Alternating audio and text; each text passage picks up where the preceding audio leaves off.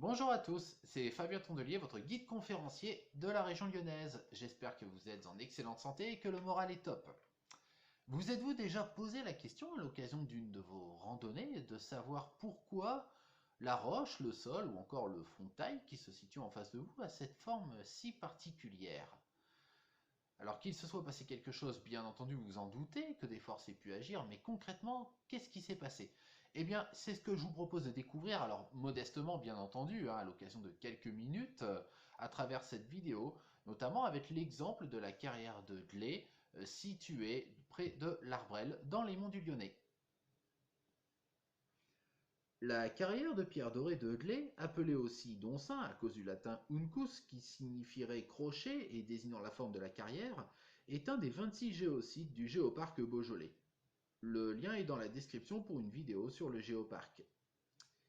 Ce géosite appartient à la commune de Saint-Germain-Nuel. On y exploitait depuis le XVe siècle et jusqu'en 1947 la pierre dorée, dont c'était d'ailleurs un des trois principaux sites d'extraction avec Couzon et Saint-Romain-au-Mont-d'Or. On a construit statues, calvaires, linteaux, clochers, etc. jusqu'à l'église de Saint-Jean-Baptiste de l'Arbrel en 1441 et le séminaire de Sainte-Foy-lès-Lyon au début du XXe siècle.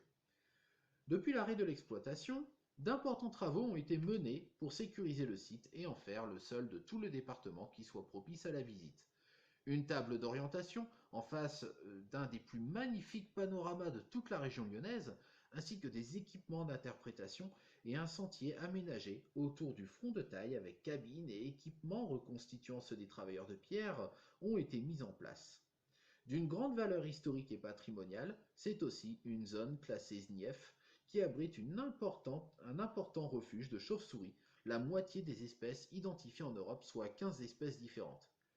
Toute une faune et une flore calcicole, c'est-à-dire qui affectionnent les sols calcaires, comme les orchidées du genre l'orchis bouc ou l'orchis homme pendu, dont les fleurs ressemblent à de petits bonhommes, gardez le moral, hein, s'y développent. Et pour cause. Celles-ci dépendent fortement du milieu géologique. Et si le Beaujolais comporte des paysages aussi variés, landes, pelouses calcicoles, forêts de résineux, de feuillus, zones humides, terrasses alluviales, etc., c'est parce qu'il est constitué d'une centaine de grands groupes de roches différentes, dont l'histoire remonte à 500 millions d'années. Ce qu'il faut comprendre lorsque vous voyez deux roches qui ne se ressemblent pas, c'est que ces deux roches se sont formées dans un paysage différent, à une époque différente, donc dans un contexte différent lui aussi, ici. C'est toujours en fait cette réflexion que vous devez avoir lorsque vous observez notamment un paysage. Le tout est de savoir, afin de comprendre en fait la clé de l'énigme, comment eh bien, ces roches ont bien pu se former. Et c'est justement l'objectif de ma vidéo. Alors c'est justement ça le travail du géologue. Prenons l'exemple du fond de taille de la carrière de Glé. A priori, on voit la même roche. Pas de différence de couleur, une certaine continuité dans l'aspect plus ou moins granuleux. Mais ce qui est étonnant, ce sont ces lignes de cassure au-dessus de la zone du bas qui est particulièrement lisse. Faisons un zoom. Ce qu'on constate, c'est qu'effectivement, c'est toujours du calcaire. Alors, qu'est-ce que c'est exactement? Eh bien, c'est une couche de sédiments. Et qui dit sédiment va dire fond d'une ancienne grande étendue d'eau. Il s'agit tout simplement d'un amas de vases, de sable dont la proportion varie, mais aussi en zoomant encore plus, on peut voir de minuscules étoiles, de petits rectangles, des formes géométriques qui pourraient presque sembler humaines. Alors, qu'est-ce que Eh bien, ces formes étranges, ce sont des anthroques. Les anthroques sont de minuscules agrégats que l'on retrouve à l'état fossile et qui constituaient le corps d'organismes marins. Ces organismes, ce sont des crinoïdes. Contrairement à leur apparence, ce sont des animaux. Ils ont une bouche, un intestin et un autre orifice, je vous laisse deviner lequel, mais leur forme et le fait qu'ils vivent fixés au fond des mers les font appeler lys de mer. Eh bien, ces organismes anciennement vivants, en mesurant le taux de radioactivité d'éléments chimiques comme le rubidium et le strontium, on peut les dater. Ici, 175 millions d'années, soit une période géologique appelée l'Aalénien dans le Jurassique inférieur. Bien entendu, il s'agit de datation absolue, et bien souvent une datation relative fondée sur la comparaison avec d'autres organismes de la même époque suffit. On connaît ainsi l'âge de la pierre. C'est cool, c'est très intéressant, mais comment en savoir plus? Eh bien, par comparaison avec d'autres fossiles que l'on a déjà étudiés, mais aussi tout simplement par l'observation d'organismes actuels qui leur sont très proches, notamment des espèces de crinoïdes vivant actuellement dans la Grande Barrière de Corail, mais aussi tout simplement en voyant des coquillages à côté, eh bien, on peut effectivement faire le rapprochement avec le milieu marin. Il y avait donc la mer ici, à cette époque. Enfin, ici, à cette époque, à l'emplacement en fait des roches, hein, s'entend, puisqu'il faut toujours avoir en tête qu'il y a la tectonique des plaques, hein, les roches bougent, et donc par conséquent, bah, la latitude de ces roches, hein, du Beaujolais actuel, ne correspond évidemment pas à la latitude des roches que l'on voit affleurer aujourd'hui, à cette époque-là, donc il y a 175 millions d'années.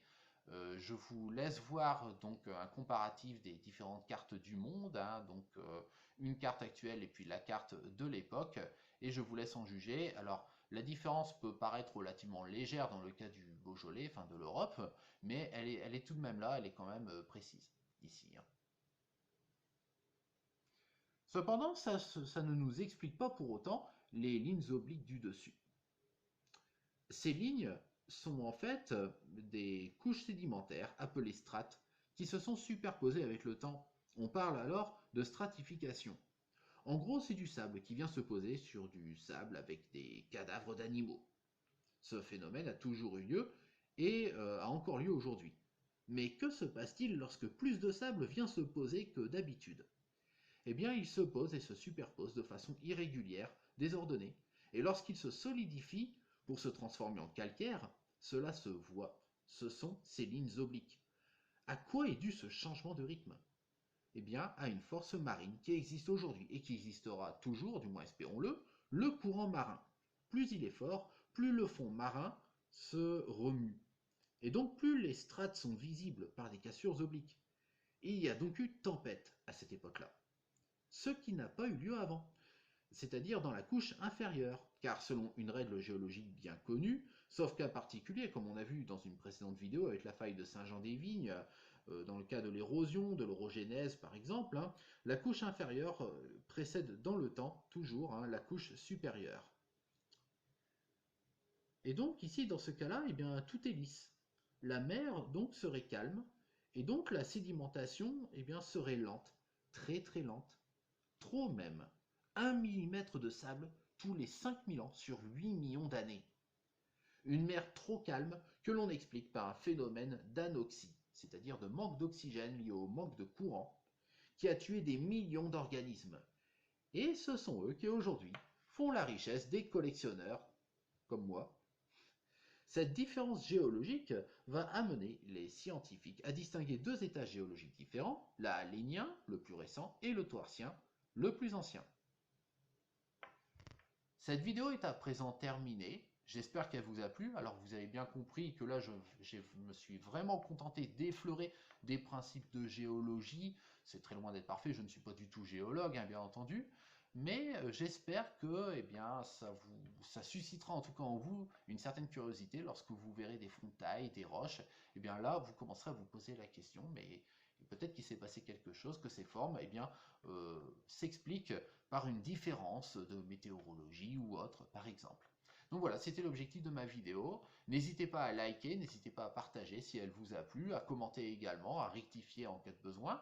Quant à moi, eh ben, je vous donne rendez-vous donc demain pour une autre vidéo, hein, comme à mon habitude. Et surtout, d'ici là, donc prenez soin de vous et gardez le moral. Voilà, allez, bonne fin de journée à vous et à très bientôt. Bye bye.